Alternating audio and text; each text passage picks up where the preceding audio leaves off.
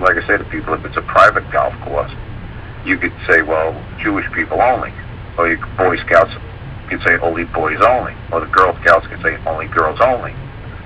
But when they receive federal funds, well, then they have to accept everybody. Along these lines, could we jump off to the secession movement in Texas, and rumored about various other states? Oh, we're gonna secede. We're gonna be, the Lone Star State. We'll just use Texas as an example. Yeah. What happens if they pull that off? And the feds say, okay, well, no more food stamps, no more interstates, no more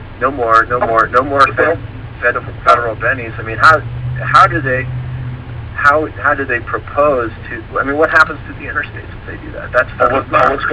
What's going to happen is, if they do that kind of stuff, it's going to happen just like Russia. Russia broke up into like 100 little independent states, and that's actually what the banks want. The banks don't want a powerful nation on this planet anymore. They want all democracies. If you notice that, they're running around the globe creating democracies, and democracies is basically mob rule.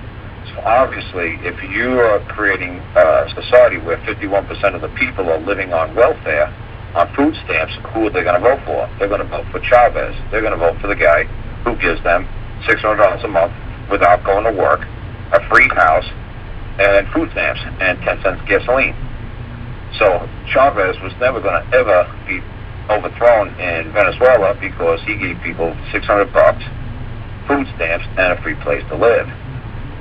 So see what I'm saying? So what they're doing is that they don't mind if it's little tiny separate states, because the bankers have a lot easier time controlling a little tiny state than saying control a huge nation. They're trying to make everything little tiny.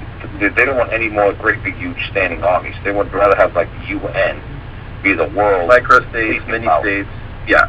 Right. I agree. So yeah, I agree. I think you're right. Yeah, that's right. So instead of having a huge, right? So there's not a huge Russian army anymore of 1 million men, because there's now 100 states there in Russia. So now maybe each state has 1 million men army.